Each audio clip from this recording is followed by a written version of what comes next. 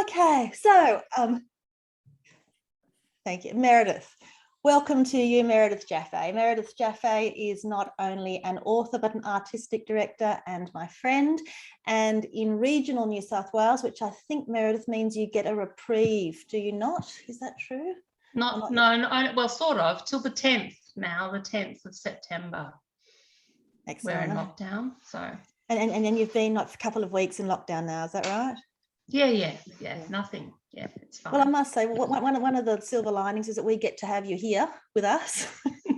And those of you will know, because a lot of Thursday book clubbers are familiar with your work and have been looking forward to you coming to join us to speak about the dressmakers of Yarrandurra Prison. And for those who don't know, this is Meredith's book. It's a beautiful design. And I think actually to kick things off, Meredith, we might just talk a bit about that cover.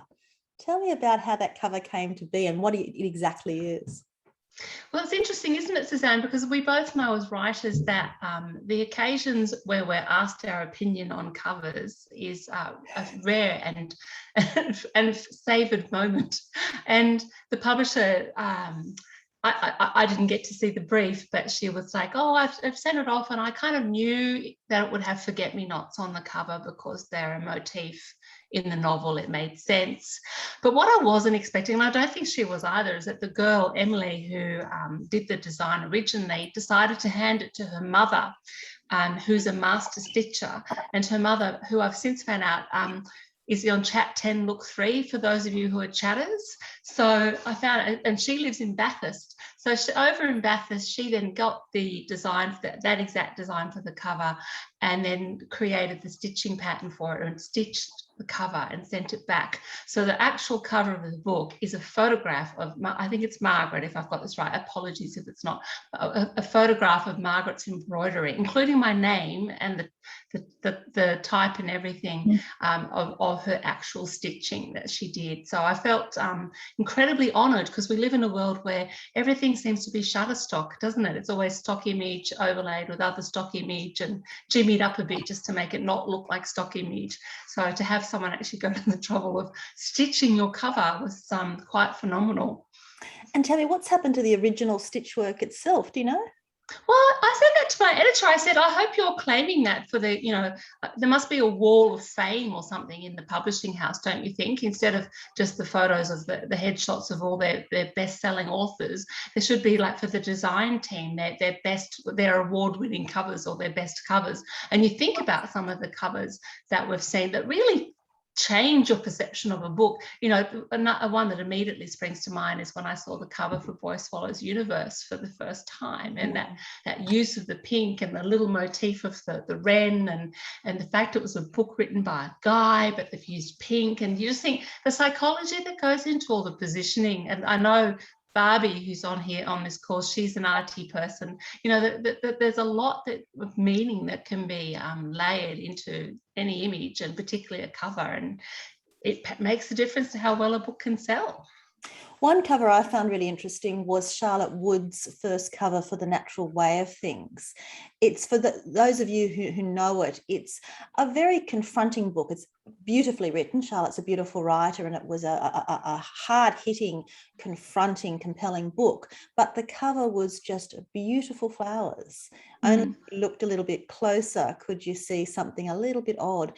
And I'm wondering if part of that is because these are the sort of books you can pick up and give as gifts. And if that material was so confronting also on the cover, perhaps you'd be less likely to pick it up.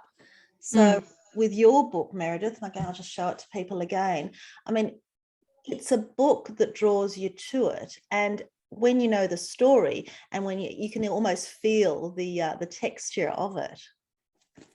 And I think, though, it's interesting, isn't it, that my publisher describes me as gritty but pretty. And I think that's what's interesting is with the cover, where they've overlaid the obvious embroidery work and the floral pattern of the forget-me-nots, and you've got that barbed wire being threaded through the image, and that juxtaposition of the dressmakers with the concept of prison as well. So sort of there's a lot of elements that go into it, as you know. And before we talk about the content of the book itself, the title, Was the book always going to be called The Dressmakers of Yarrandara Prison? No. I don't know about you, but I've got a very low strike rate with my working titles ending up being the chosen titles for the finished product. I've literally gone through the same conversation just this week about the book that's coming out next year. And look, I suppose there's an element of pick your battles, but there's also an element of the publishing house. These people are professionals. They spend their life trying to position books in the market. They are also hoping to sell gazillions of copies of every book they publish, of course, or win every achievable award, or whatever the criteria is. So they're not going to throw away what you feel is a perfectly good working title just for the hell of it.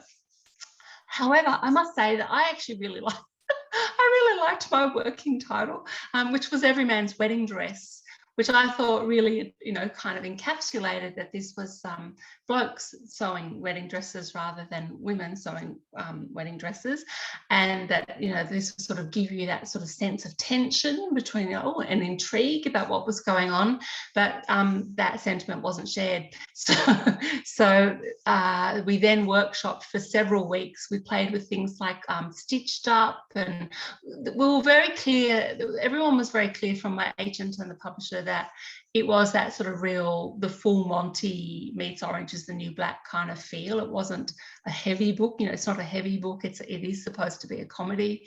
And so it was just, honestly, it just went on and on and on.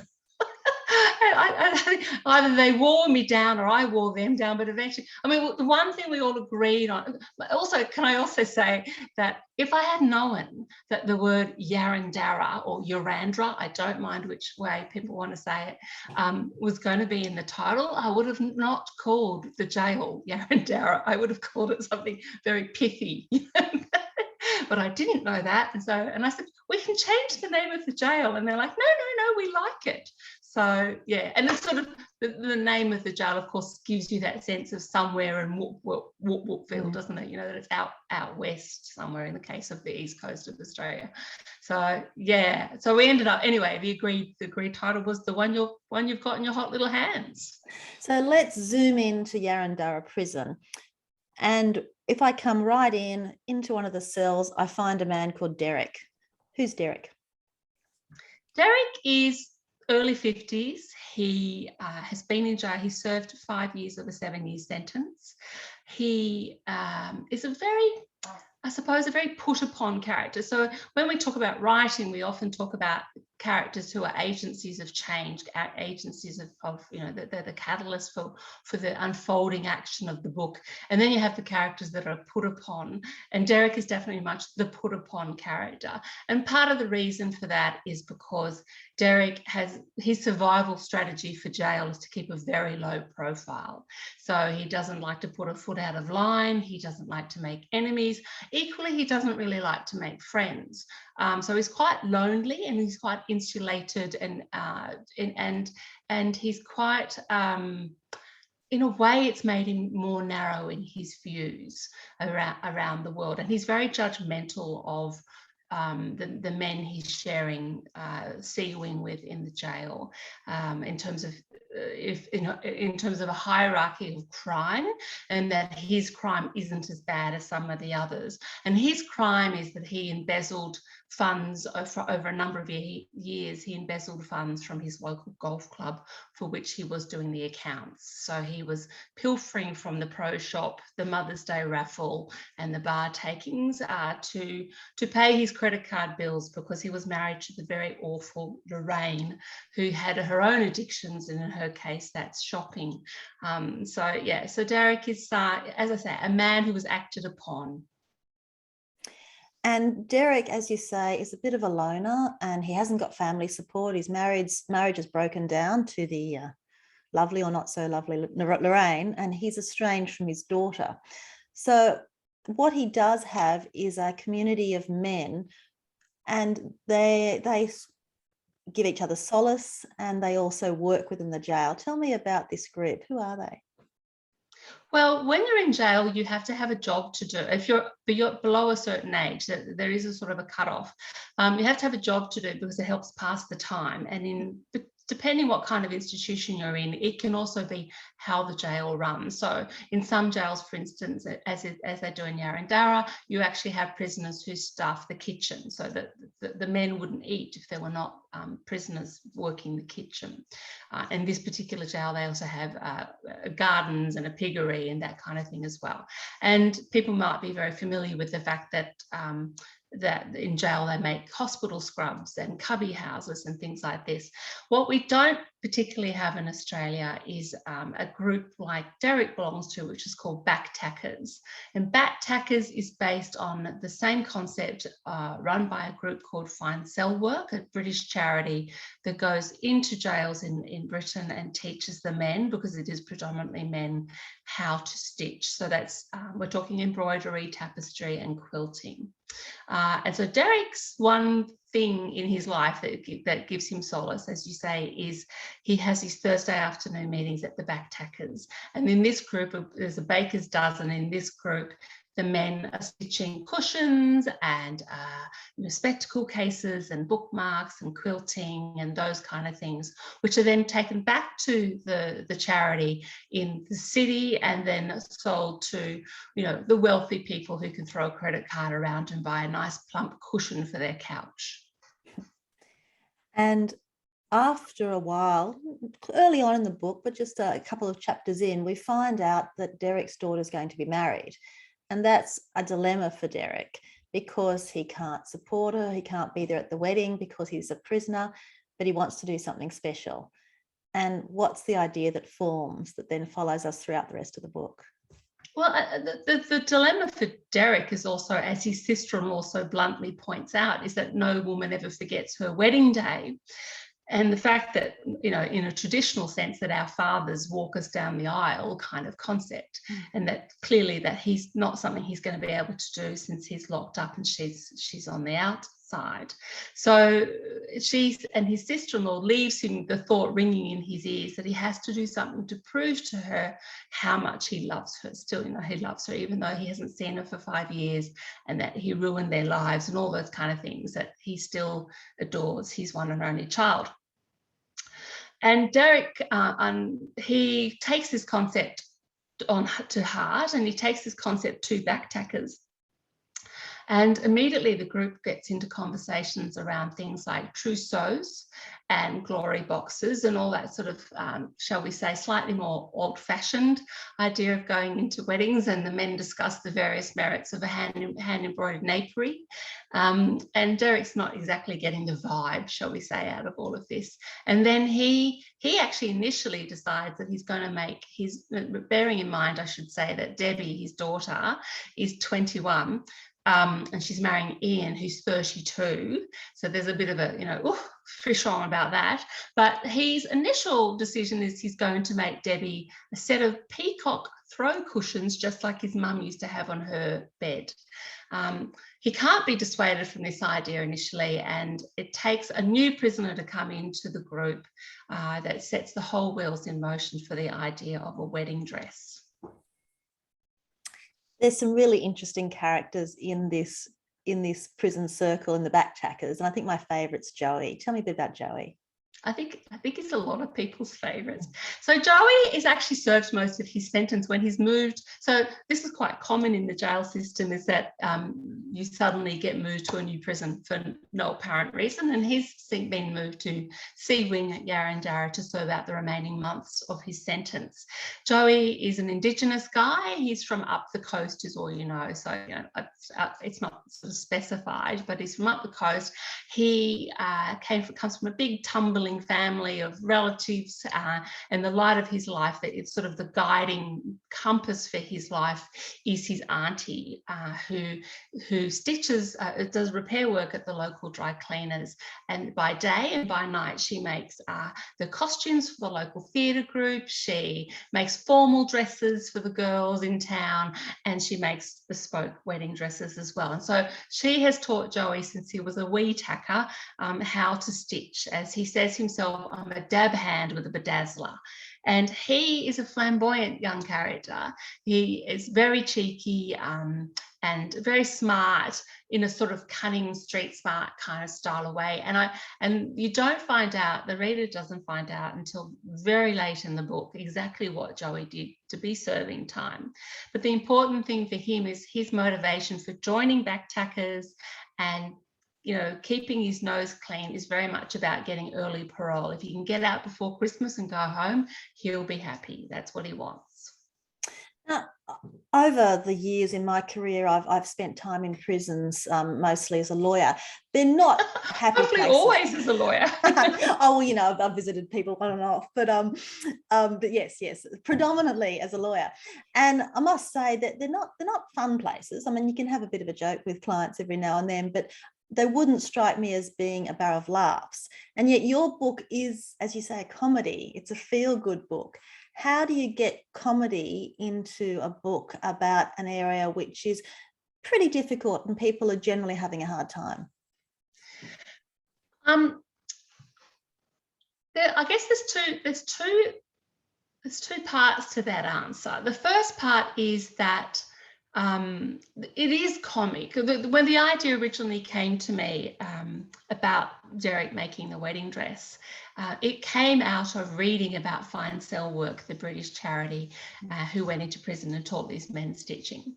And in their website, you can go onto their website and read letters from prisoners who thank Fine Cell Work for what they've done for them, and how they feel that their mental health has improved, their emotional health has improved, and you know, not only that, they're now really good stitchers and stuff. But there is something sort of in that juxtaposition of the big burly, you know, prisoner. Look, we've all been brought up, of a certain, my generation certainly, we've all been brought up on a diet of, you know, prisoner and all that gritty drama that you see where, you know, you're going to get your head bashed in the moment you go to the toilets and all this kind of stuff. So there is that idea that, you know, you've got all these men cheek by jowl that have done some terrible, terrible crimes, sitting there doing petty point. You know, learning, doing a bit of daisy stitch, that kind of thing. So there was the inherent humor of that.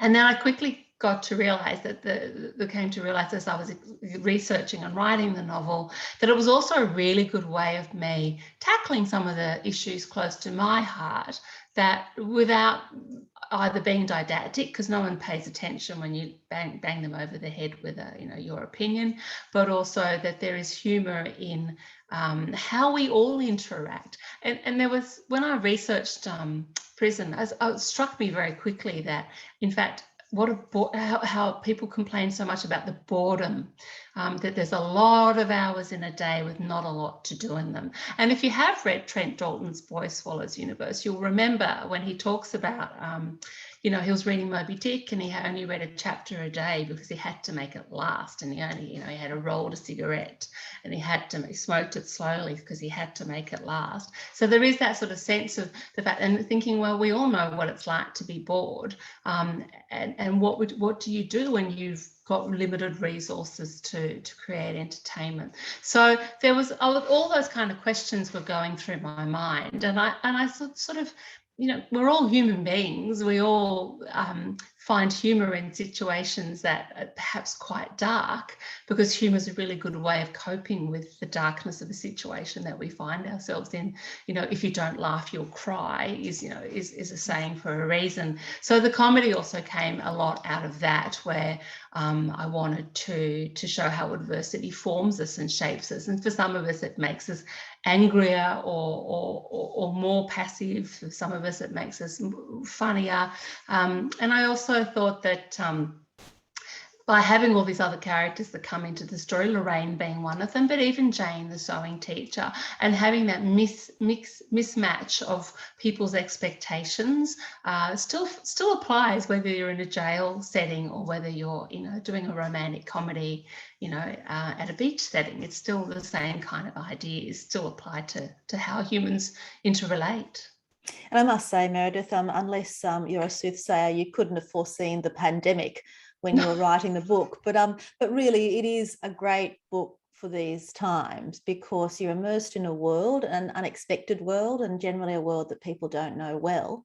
And it makes you laugh and you lose yourself within these people, you become their friends. And I think it's an escape, really. Have you been looking to escape through your reading as well, Meredith? Or have you been too busy? I definitely would not be reading. I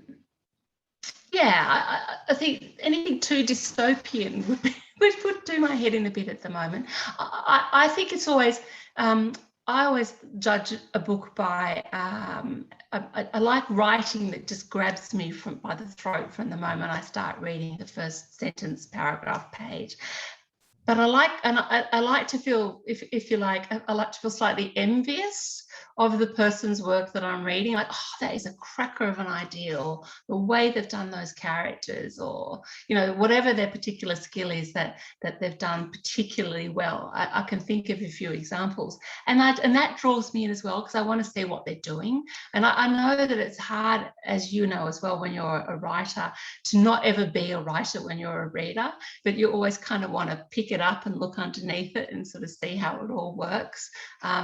And I think if a book can get me past that sort of needing to get under the belly of the car and have a look at how it works, then that's always a really good start for me. The moment I start going, oh, you should have, you know, you've done that wrong and you've done that wrong and you needed to do I thought, no, obviously I better stop reading that book. That's interesting. I was talking today to Catherine Dupouliou-Ménager, who we both know, who's the artistic director of BAD Sydney Crime Writers Festival. And she quoted a sentence, I don't remember who gave it to her, but it was, write like you're a reader and read like you're a writer. Yeah, it's which true. Is, I think, really what you're saying now. Well, it's just a very hard habit to break. And as you well know, that I spent all those years as the literary editor at the Hoopla. So I was, you know, reading and critically, as you do as a reviewer, all the time. And it's very hard to then jump out of that kind of headspace when you're reading work, including your own. You're always looking at, you know, the how the package is put together, how the beast works. I'm going to hand over for questions in just a minute, but we're a book club of book recommendations. Do you have some recommendations for us, Meredith Jaffé? Oh, I was sorry, I had to go and get them. I was so excited that you asked me to do this, because I've been having a bit of a fangirl moment about a couple of books, and I've just started a really great new Australian book as well. So I thought 2 Australians, 1 bloke and 2 Sheilas. So let's go with that. So if you haven't heard of this book yet, and it's, sorry, my lighting is appalling in this room, but I'm just gonna, can you see that? Still Life, yeah, by Sarah Winman. If you have not picked up this book yet, I mean, apart talking of gorgeous covers, I love that cover. Mine's a proof version though, although did you hear this week that could be worth a fortune if I hang on to it. Just loved it for lots of reasons. I loved it because, well, she had me at Florence, so I have to be honest with you, because I just love that city. I loved the fact that it was the defining moment of the novel starts in a cellar of a villa in Italy, with the Germans dropping bombs at the end of the war as they drink fantastically aged French wine and Italian wine and eat a cheese platter. And that then becomes sort of like a lifelong friendship. I love the way Sarah does character. So her characters are all really highly defined and very funny interrelationships, including the parrot. And I love her lyrical style. And because she is an actor, and I feel that always shows on the page with actors. Esther Freud's another one that immediately springs to mind, how they position their characters on stage and off stage, as it were, in the novel. I just inhaled this. I thought it was wonderful. I can't go past this as an Australian debut lately. If you get your hands on this one, When Things Are Alive, They Hum, by Hannah Bent. Look at it's hard to see with my crappy lighting, but beautiful blue butterfly on the cover. It's also shimmers, which is always a bit of bling moment there. A gorgeous story about 2 sisters, Marlo and Harper, who were born and raised in Hong Kong. Marlo has gone off to London, where she's currently completing her PhD about butterflies, hence the butterfly on the cover, when her sister calls her home to Hong Kong. Her sister still lives in the family home.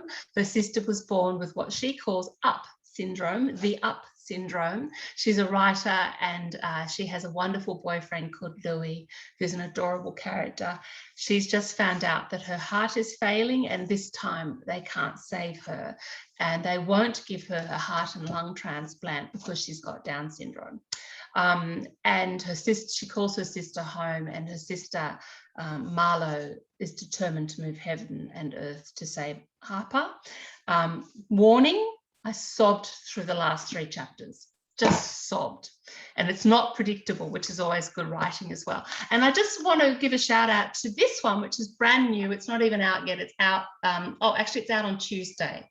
In Moonland, which is Miles Allison's second novel. Miles is an artist. I'm going to do a bit of a clang here and say that I shared a stage with Miles on a debut writers panel back when my first novel was The Fence, and we shared a stage at Sydney Writers Festival.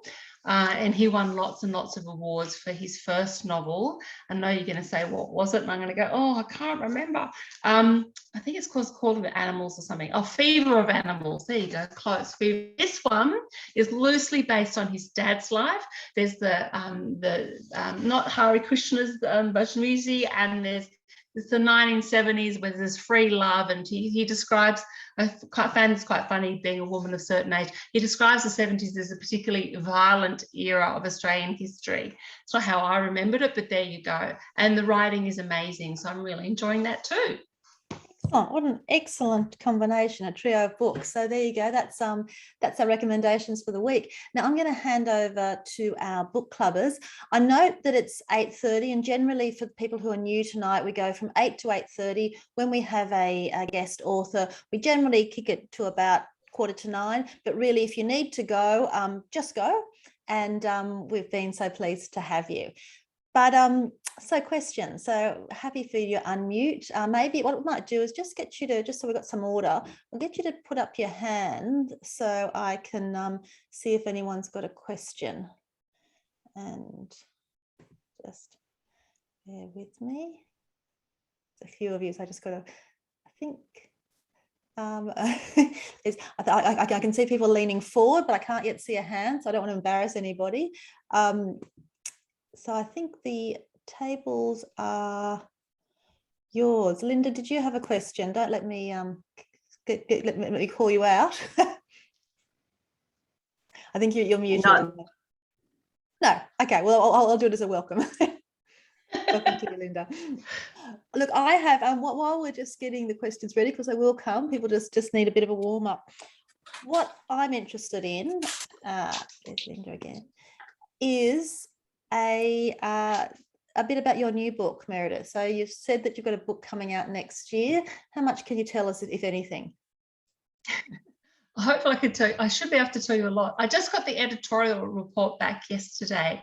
So I'm in that process of digesting all the suggestions that they sent back, which is voluminous, shall we say. So this book is completely different. I don't know about you, but I feel that every book I write, I want to sort of challenge myself in new ways, and whether it be the writing process or the style. And this one, I really set out to write a sort of romantic novel for the over 55s. And why, I hear you ask? Well, because I wanted to talk about lots of stuff like, how women become invisible, about how women change with menopause, how we're downgraded in so many ways in terms of our femininity, our sexuality, our intellectual capacity, our capacity, full stop. And I wanted to talk about that whole premise, and this is quite ironic given we've gone into lockdown, but the whole premise of I'm intrigued when people are like really upset when all the kids leave home and they're finally empty nesters, and I'm like, really? That's kind of something I'm quite looking forward to. But having said that, it's because like you, I've had 2 families, I've had 2 sets of kids, so I've been parenting for 31 years. I'm kind of like quite relishing the idea of having a bit of freedom myself. So I was kind of really interested in that challenge between the women who embrace becoming an empty nester and those of us who are like, no, but I love having all these people to care for. So yeah, it's a novel exploring all those kind of, that change of life, I suppose. Until you go through it, I didn't really realize how big a deal menopause is, and it is as big a deal in so many ways, like puberty, that, you know, there's no going back. You know, it changes you forever, and I'm just curious about how that influences how life goes forward. And I can see from this room of people that there'd be a lot of people who could give me some great stories on exactly that time in their lives as well. It's interesting, Meredith. I think we both know Joanne Fedler, who's a South African Australian writer, and her recent book is called Unbecoming, which again is about menopause and about power or lack of power, visibility or invisibility. So I'm looking forward to the new book. What's it called? What's the title? Well, the current working title, once again under discussion, is The Tricky Art of Forgiveness. I like it. Good. And when can we expect to see that on the shelves? As far as at this point, we're saying May. May sounded good. Now I'm just going to sweep the room again. Any questions? I can just keep on going. So no pressure. Anybody? Excellent. So just give me a moment. What I'm interested in knowing a bit about now as well, Meredith, is that not only are you an author, but you're also an artistic director of what's become a very successful festival. Can you, for those who don't know Storyfest, can you just give us a little bit of a précis? Yes. Storyfest sprang out of actually saving our local library, I have to say, which, as if you've read The Dressmakers, you'll know that there's an element in that about libraries, public libraries, and access to information and reading. And the group that sort of drove that process of saving the local library, there's a lot of book clubs in our town, like an inordinate number of book clubs, really, given the size of the population. And and it's a beautiful part of the world, and we thought this is exactly the kind of place that should have a writers, readers type festival. And so we just did it. And I suppose because it is a place that people love to come on holiday on the south coast, a lot of people have holiday homes here that come down from Sydney, up from Canberra, across from places like Wagga and stuff as well. So we just decided to do, bring the whole artistic enterprise to our little part of the world. So we had our second festival in June, and we'll have the next one again in 2023. And everyone, of course, as you know, because you're part of the Bad Crime Festival, everyone is always looking for an angle where they can differentiate themselves from other festivals.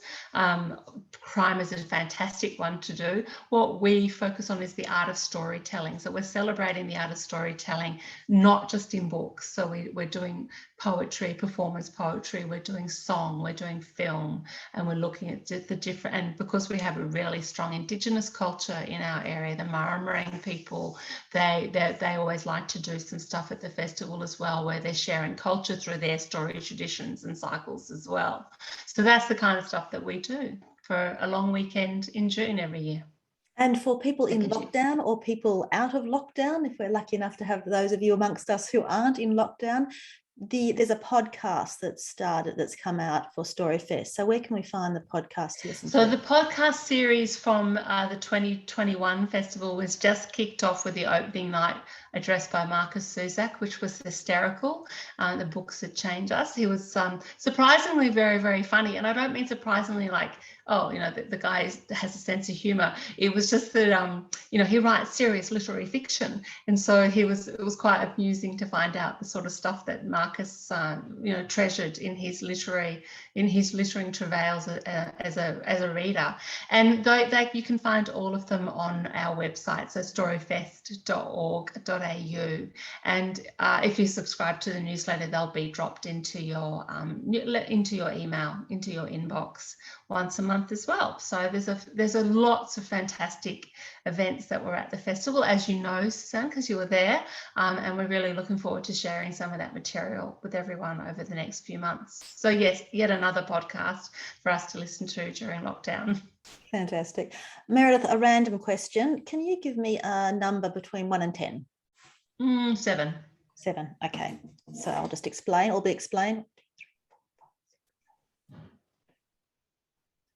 So the number 7 you have chosen equates to the list of participants on the right of my screen. And the lucky winner tonight is Nola Alexander. Congratulations, Nola. So Nola will be winning a special prize, which will be sent her way. And Nola, if I can just ask you to send me an email with your address, and then I can send that to the publisher to have your prize sent to you. So congratulations. And we're so pleased to have had you here today, Meredith. Now, I think we've probably got a couple of minutes if anyone's got a question screaming at them. Otherwise, you can always email me and I can pass any questions or any comments on to Meredith. There we go. I think the whole lockdown, I'm not sure if it's just me, but I'm finding with the lockdown, at first you miss all that company, and then slowly I've come just a little bit further into myself. And so the whole idea of sort of communicating, even with the next door neighbours, I realised I hadn't spoken to the neighbour, and we're close for a couple of days. And of course you can't just go over, and I was thinking maybe I should ring, but it's a strange thing, this lockdown. I mean, how would you define yourself, Meredith? Are you an extroverted person or an introverted person? How does the lockdown affect you? Lockdown for me is like bliss in so many ways, because it's like I have every excuse in the universe not to be social. I think it's interesting with the kids just found out today that they're going to be schooling from home again for another fortnight, and so they're teenagers, and so like, how are you feeling about that? And they're like, they've never been happier. They're really relaxed, and they know they've got their school routine, and because they're used to this environment, aren't they, where they're always online with their friends, and they don't even talk to each other anyway. Like, they're always texting each other and sending WhatsApp messages. They don't actually just ring someone and say, do you want to go and do something on the weekend? So from that point of view, it hasn't changed. And my husband and I have both worked from home for like 20 years. So from that point of view, that's also not new. I think, to put things in context though, Suzanne, we live in the country. It's very, very different. I in fact did go for a 7-kilometre walk on the weekend and didn't leave my property. So, it's sort of, you don't have the same constraints. Paul was actually up on the shed roof taking all the leaves out of the gutters before the rain came in, and the neighbour across the paddock was going, we should have a beer. You can stay on your side of the fence and I'll stay on mine. So, it's not the same as, for instance, my poor publisher, who's got 2 under 5 in a 2-bedroom apartment with her and her husband working from home, which just sounds hellish. So we're very, very cognizant of the fact that we're quite blessed. And just on the end note, Meredith, we've got, as well as readers here, we've got people who are writers or who are dabbling in writing. Any one tip you'd have for writers out there getting started? Stick with it. Di Morrissey calls it bum glue, and it's such a great evocative term. And it is literally just about sitting down and doing it. It is a marathon to write anything of length, and it requires a great emotional journey, as well as the stamina to stick at it. It's a marathon. So yeah, just stick at it. One foot in front of the other, or one word after the other, and you will get there.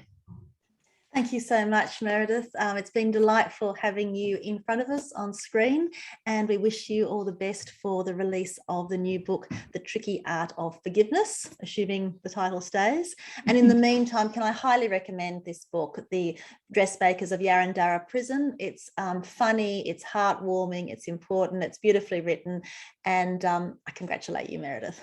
Oh, thank you, Suzanne. And thank you everyone for coming and joining us on screen tonight. And anybody who is new tonight, please, we'd love to have you next week. Next week it'll be a chat amongst ourselves. And for our regulars, hope your week has been good and look forward to seeing you next week. And Meredith, have a lovely week. Yeah, you too, everyone. Thank you very much. Thank you very much.